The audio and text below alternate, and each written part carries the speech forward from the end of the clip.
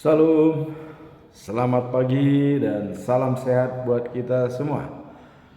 Semoga hari ini lebih baik dari hari yang kemarin. Firman Tuhan pada hari ini di hari yang ke-216 tanggal 4 Agustus tahun 2025 diambil dari Injil Markus pasal 1 ayat 13 sampai dengan 14. Yesus dicobai iblis dan memberitakan Injil. Itulah perikop pada hari ini. Sebagai nats adalah sebagai berikut. Di padang gurun itu ia tinggal 40 hari lamanya. Dicobai oleh iblis. Ia berada di sana di antara binatang-binatang liar dan malaikat-malaikat melayani dia. Sesudah Yohanes ditangkap, datanglah Yesus ke Galilea memberitakan Injil Allah. Itulah firman Tuhan pada hari ini. Sebagaimana biasanya kita tetap menyampaikan pedoman kita selama bulan Agustus tahun 2025. Apa yang dimaksud pedoman kita dalam bulan Agustus? Yaitu transformasi spiritual dan hidup lama menjadi hidup baru, merdeka dari dosa, dan menjalankan karakter Allah karena kita sesuai dengan gambar Allah diciptakan. Seperti contoh Rasul Paulus, prinsip Paulus, habis gelap terbitlah terang. Dalam kegelapan dia menganiaya pengikut-pengikut Yesus. Setelah dia menganiaya bahkan membawa izin dari mahkamah agama untuk menghancurkan semua pengikut-pengikut Yesus. Tapi di tengah jalan menuju Damaskus dia ditangkap oleh Yesus sehingga dia bertobat dan memberitakan firman Tuhan. Itulah habis gelap terbitlah terang. Dari kegelapan dia sebagai penganiaya pengikut-pengikut Yesus menjadi memberitakan firman Tuhan ke semua bangsa. Itulah hidup baru yang konkret, contoh di dalam Alkitab. Transformasi perubahan spiritual dari lama tabiat-tabiat lama penuh dengan dosa menjadi hidup baru yang penuh dengan kasih sayang dan menjalankan karakter Allah, yaitu kasih. Sekarang apa menjadi latar belakang daripada perikop ini? Ya, tadi Yesus dicobai oleh iblis. Kemudian setelah itu dia memulai pemberitaan Injil sebagai rencana Allah kepada dia. Karena Allah sudah mengatakan, inilah anakku yang kukasihi, kepadanya aku berkenan, kata Allah. Artinya rencana Allah untuk memperbarui semua manusia untuk berdamai dengan Allah melalui Yesus. Apa latar belakang perikop ini? Kita lihat di sini.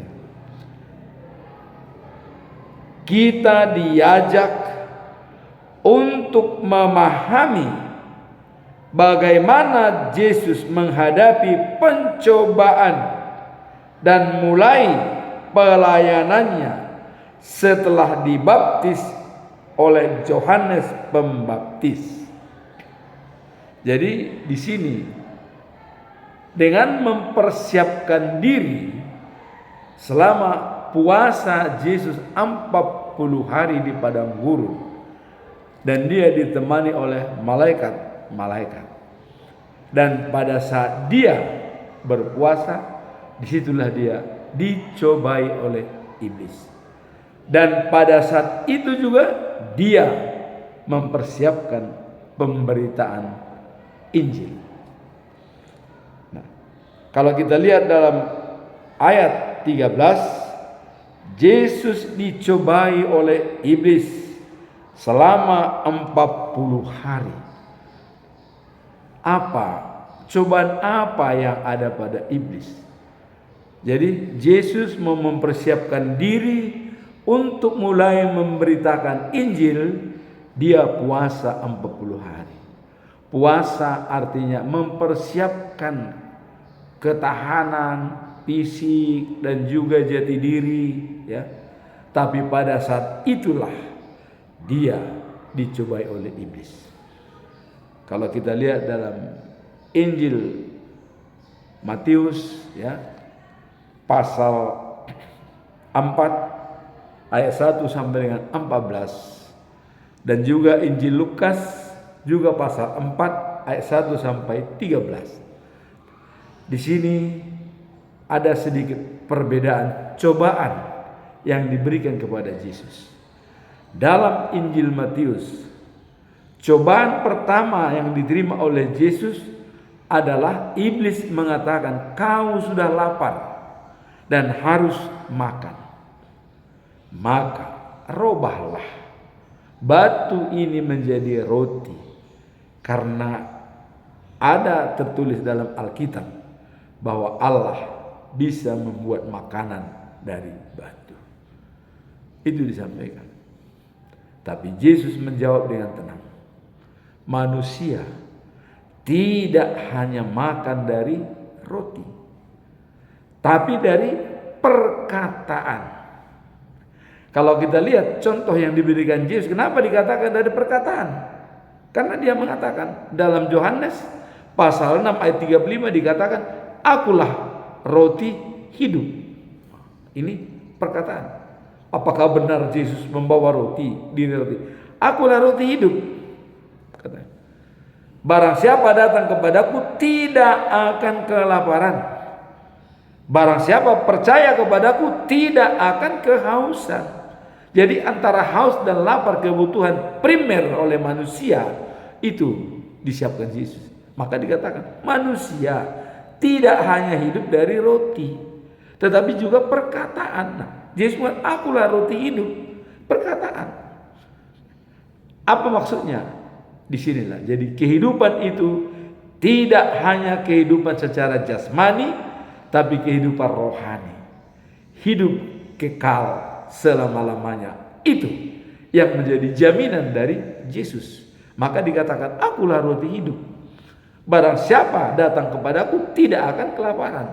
Percaya kepadaku tidak akan kehausan." Haus dan lapar. Nah, itu cobaan yang pertama.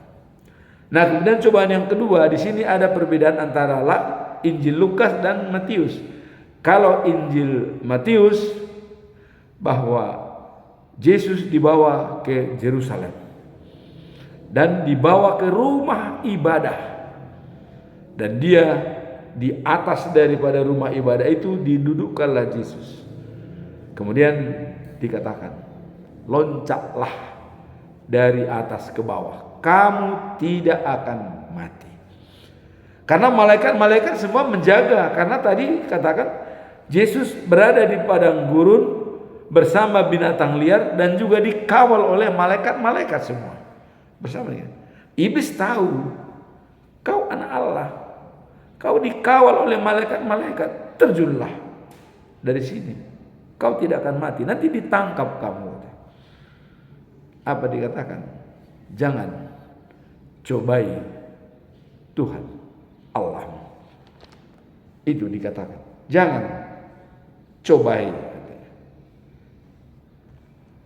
Karena Allah tidak mau dicobai oleh siapapun.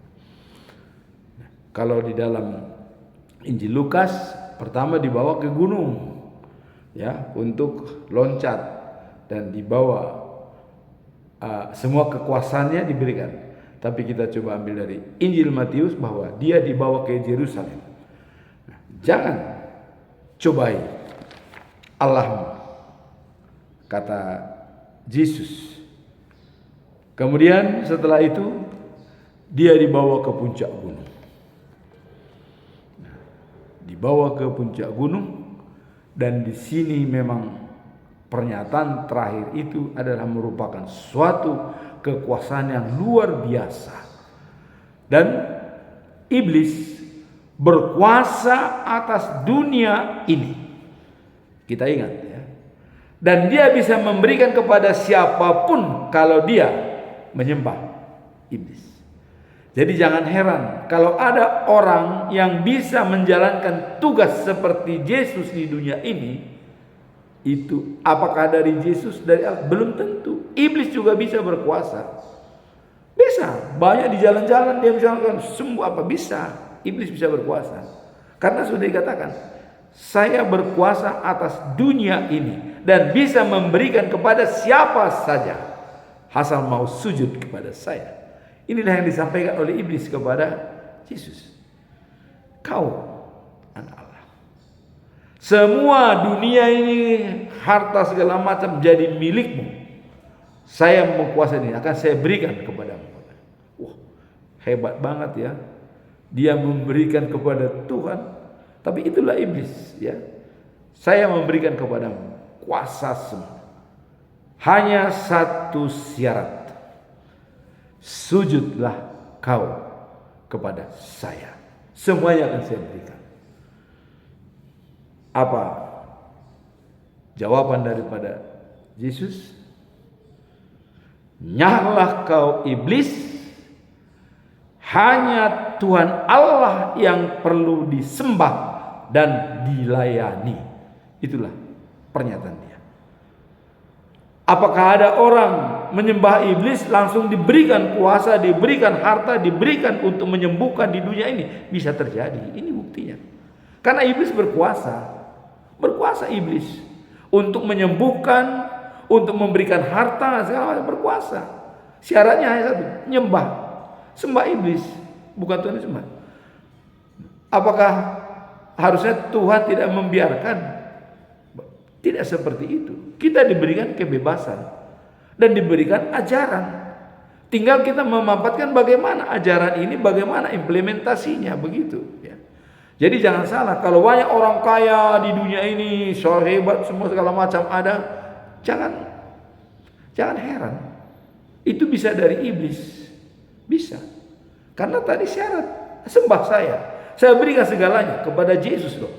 Yesus sebagai anak Allah itu disampaikan seperti itu. Saya berkuasa atas dunia ini, kata itu. Ya buktinya waktu Ayub dicobai, hartanya habis. Anaknya semua mati. Hanya nyawanya yang tidak bisa diambil oleh iblis. Karena Allah sudah mengatakan, nyawa Ayub itu milikku. Jangan kau apa-apa dia. Tapi disakiti boleh coba. Sakit bisu. Jadi kita pun bisa mengidap penyakit apa saja. Bisa. Mau borok, mau kepala penyok. Biasa. Jangan heran. Iblis berkuasa. Namun bagaimana kita menjaganya? Bagaimana kita mensikapinya? Itu yang perlu kita jabarkan. Maka untuk mengatasi itu berpengalamanlah dengan Tuhan. Setiap pagi itu kuncinya. Jadi di sini tadi begitu dikatakan oleh Yesus, nyahlah kau iblis dan hanya Tuhan Allah yang disembah dan dilayani. Pergi si iblis dengan catatan tunggu tanggal mainnya, masih ada babak-babak berikutnya. Begitu si iblis, dia pergi. Apakah berhenti di sini cobaan kepada Yesus? Tidak, masih banyak cobaan. Ya, waktu dia berkhotbah ada setan, dan setan mengatakan kau adalah anak Allah. Tahu dia, tahu iblis kalau Yesus itu anak Allah. Dikatakan kau anak Allah. Ya. Mengapa kau main di sini? Dikatakan sampai diusir dari roh jahat.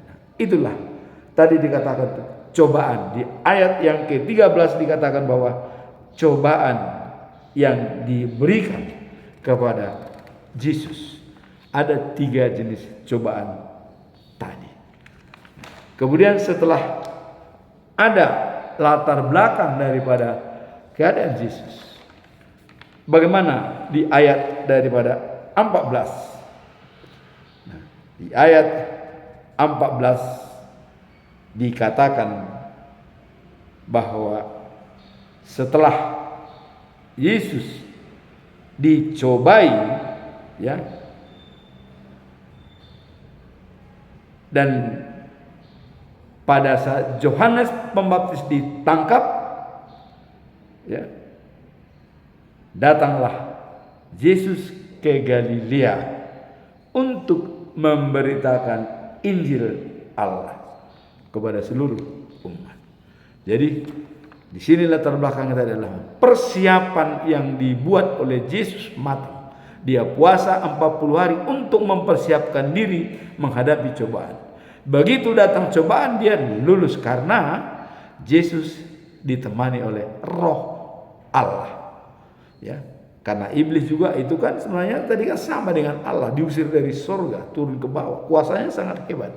Maka Yesus juga ditemani Roh Allah. Kita pun untuk mengatasi si iblis harus ditemani oleh Roh Allah. Roh Allah itu apa ya? Napas sudah diberikan kepada kita, itulah kita jaga sebagai pengontrol kita. Dan kita sebagai rumah Tuhan, seperti pernyataan Daud. Aku berada di rumah Tuhan sepanjang masa. Rumah Tuhan itu adalah dirinya sendiri.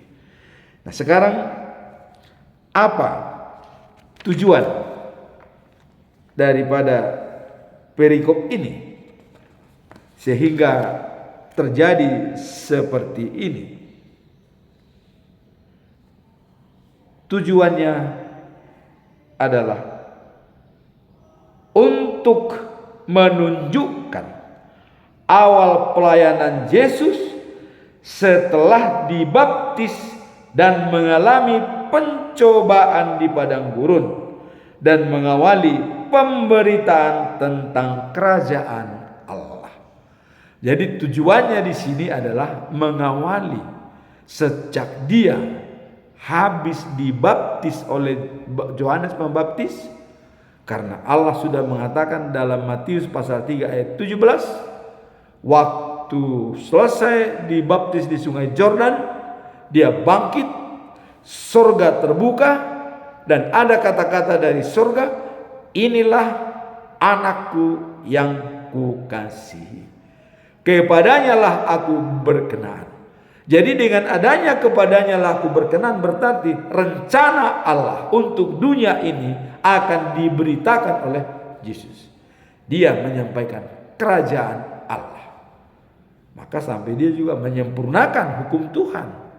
Hukum pertama dan hukum kedua dalam Markus pasal 12 ayat 30 dan 31. Cintailah Tuhan Allahmu dari segenap hatimu, jiwamu, kekuatanmu dan budi dan segala kekuatanmu.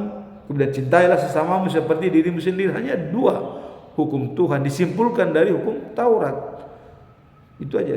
Sehingga mahkamah-mahkamah agama dan kaum Farisi, Seduki setuju dengan pernyataan Yesus dengan menyimpulkan hukum Taurat dalam 2 bagian.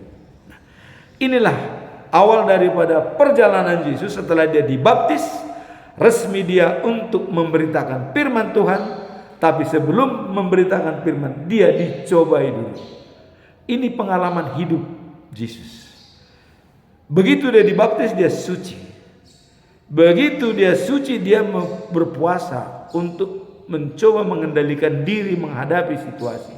Sebelum mulai pekerjaan dia puasa. Tapi dia berhasil menjalankan misi. Sehingga inilah awal daripada pemberitaan firman Tuhan. Dan berketepatan pada saat dia di Galilea memberitakan firman Tuhan, Yohanes Pembaptis ditangkap. Dan akhirnya Yohanes Pembaptis kita tahu bahwa dia sampai dipancung mati oleh Herodes, ya, karena ada istrinya yang menginginkan. Jadi tujuan utama daripada perikop ini adalah untuk menunjukkan awal pelayanan Yesus setelah dibaptis dan mengalami pencobaan. Jadi itu yang mau ditunjukkan di sini. Artinya dengan persiapan yang matang, tetapi tabah dan kuat. Nah, makanya dalam Roma 12 ayat 12 dikatakan, bersukacita dalam pengharapan, tabah dalam penderitaan, dan jangan jemu-jemu untuk berdoa. Tekunlah berdoa. Ini dijalankan oleh Yesus. Karena ada pengharapan, maka dia memberitakan kerajaan Allah di dunia ini untuk menjadi hidup yang kekal. Yesus mengatakan kepada Nikodemus, kamu harus dilahirkan kembali. Orang bertanya, bagaimana orang dewasa dilahirkan kembali? Secara jasmani tidak mungkin, tapi Yesus mengatakan secara rohani. Karena kau sudah berdosa sejak Adam, maka perlu dilahirkan kembali. Itulah melalui baptisan kudus. Dan itu dijalankan oleh Yesus, dia juga dilahirkan kembali sama dengan kita, dilahirkan kembali dengan dibaptis. Ya, dibaptis. Ini menunjukkan awal daripada pemberitaan firman Tuhan yang disampaikan oleh Yesus melalui baptisan kudus dan juga cobaan bagi dia. Sekarang apa pesan moral daripada perikop ini? Tadi sudah kita latar belakang, tujuan, dan sekarang apa pesan moralnya? Pesan moralnya adalah kita melihat, ya, momen penting dalam kehidupan Yesus yang menggambarkan keteguhannya menghadapi pencobaan. Jadi ini momen penting bagi kita melihat kehidupan Yesus. Habis dibaptis, dia mempersiapkan diri dan lulus dalam pencobaan. Dia memulai pemberitaan firman Tuhan. Jadi kita pun dalam persiapan pemberitaan firman mungkin melalui banyak proses. Ya.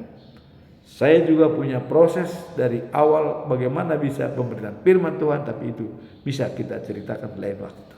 Panjang ceritanya.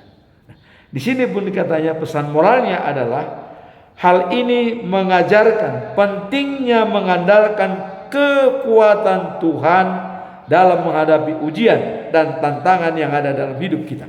Jadi key poinnya adalah selalu kita mengandalkan Tuhan dalam menghadapi situasi apapun. Itu disebutkan dalam Mazmur 46 ayat yang kedua. Kita mengandalkan Tuhan dan pertolongan dan juga bantuan akan datang, dan itu sangat terbukti. Makanya mengandalkan Tuhan dalam situasi apapun untuk mengasihi dan untuk memberitakan firman Tuhan. Nah, di sini memberitakan firman Tuhan, Yesus mengandalkan Tuhan. Itulah yang dikatakan di sini dalam pesan moralnya, yaitu Yesus dimasuki oleh Roh Allah, ya, dan juga, ya, didemani oleh malaikat-malaikat. Nah, setelah Yesus dibaptis, ya, dia berada di padang gurun selama 40 hari dan dicobai iblis. Sekarang apa yang mau kita lihat dalam situasi ini? Yaitu melalui ayat ini, ya, kita diajak untuk, ya, mempercayai apa rencana Tuhan dalam hidup kita, sehingga dalam situasi sulit kita bisa terlepas dari semua cobaan dan godaan kalau kita sudah mengandalkan Tuhan. Itulah pesan moralnya di sini. Jadi kita dapat memahami bahwa segala cobaan yang kita hadapi adalah bagian dari rencana Tuhan. Kita lihat Ayub waktu dicobai, diuji oleh iblis, itu adalah rencana Tuhan. Jadi pangunjunan napatut doi di pamasa tu sudah jolma. Artinya semua cobaan itu Tuhan tahu. Bagaimana supaya itu kita tahu dari Tuhan? Kita harus sadar siapa kita di hadapan Tuhan, siapa di hadapan diri kita, siapa di hadapan masyarakat, siapa di hadapan keluarga, dan siapa di hadapan alam semesta. Setelah kita sadar, maka kita tahu bahwa segala masalah yang kita hadapi itu adalah rencana Tuhan. Nah, di sini dikatakan, dikuatkan sebagai pesan moral.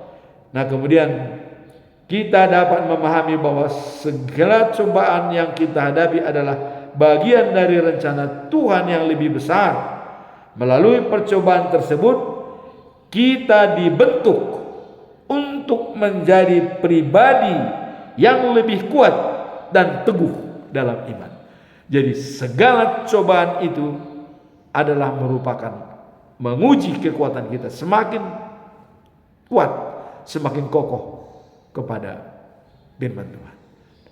Itulah yang dikatakan pesan moral di sini, bahwa cobaan itu merupakan menguatkan kita dan membuat kita lebih matang dalam firman Tuhan.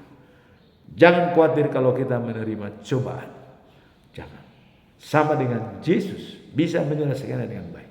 Sepanjang kita berpengalaman dengan Tuhan berdasarkan Skriptura. Hanya Alkitab yang menjawab apakah cobaan itu dari Tuhan apa bukan. Bisa saja dari iblis, maka kita hati-hati melihat pencobaan yang kita terima. Kalau Yesus jelas dari iblis pencobaan, tapi dia mampu mengatasi. Kita pun bisa saja iblis menggoda kita, memberikan cobaan, apakah kita mampu? Apabila kita mengandalkan Tuhan, semua itu akan bisa terjawab dengan baik. Nah, sekarang kita masuk dalam poin yang keempat. Apa implementasi penerapan daripada semua ini? Dengan ada percobaan pada Yesus dan mempersiapkan diri untuk memberitakan firman Tuhan, apa implementasinya? Kita melihat tahap awal pelayanan Yesus setelah dibaptis dan dicobai di padang gurun.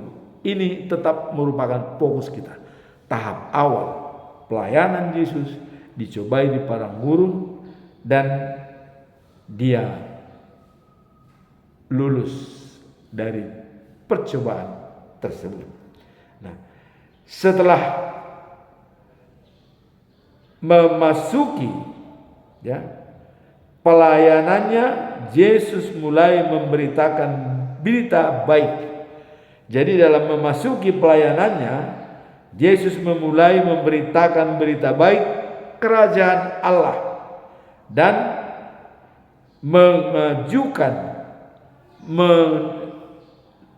memberikan kepada jemaat supaya bertobat.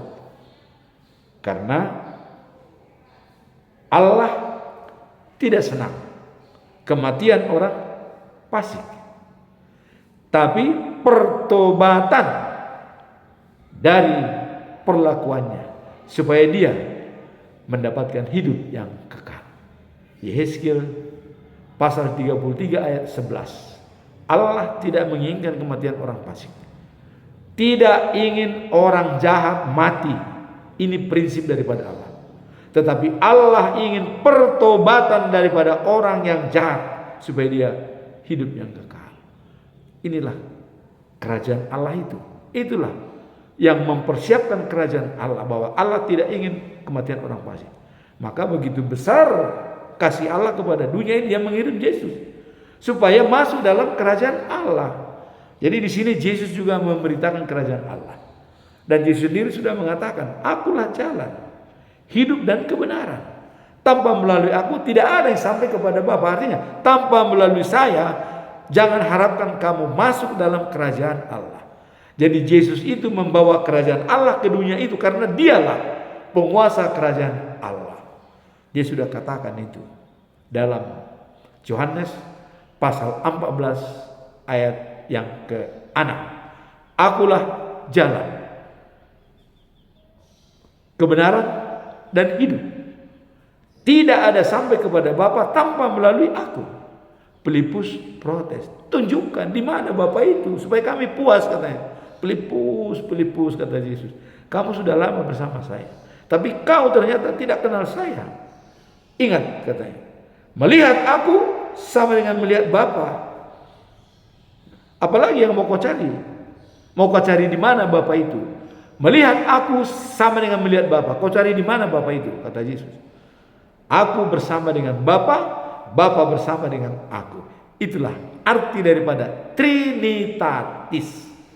3 tapi 1. Ya. Nah, jadi di sini jelas dikatakan bahwa para ahli teologi sering menekankan, ya, dari teologi, bahwa masa pencobaan ini adalah bagian penting dari penguatan dan, ya, pemenuhan karakter sebagai Mesias. Jadi sebagai pemurnian karakter Yesus sebagai Mesias. Jadi dimurnikan karakter Yesus itu adalah sebagai Mesias. Ini yang dikatakan ahli teolog, mengatakan bahwa masa pencobaan ini adalah bagian penting dari penguatan dan pemurnian karakter Yesus sebagai Mesias. Jadi memurnikan Yesus bahwa dia benar-benar adalah Tuhan.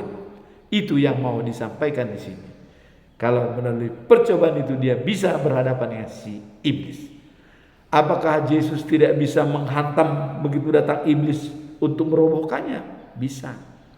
Tapi dia mau melihat supaya ini berlaku juga bagi semua manusia. Karena dia datang ke dunia sebagai manusia 100% dan sebagai Tuhan 100%. Jadi jangan ragu lagi, walaupun ada kata-kata orang, apakah dia Tuhan apa? Dia adalah Tuhan 100% dan manusia 100%. Tidak bisa dibantah. Itu sudah jelas. Sebagai manusia dia mati di kayu salib, ditanam. Sebagai Allah dia bangkit pada hari ketiga, naik ke surga. Jelas. Jangan ragu-ragu lagi. Jadi kepada apologet Kristen, jangan ragu-ragu mengatakan bahwa percobaan Yesus adalah penguatan dan pemurnian dia sebagai Tuhan, sebagai Mesias. Demikianlah firman Tuhan pada hari ini. Semoga dengan firman hari ini kita semakin dikuatkan. Amin. Tuhan memberkati kita semua.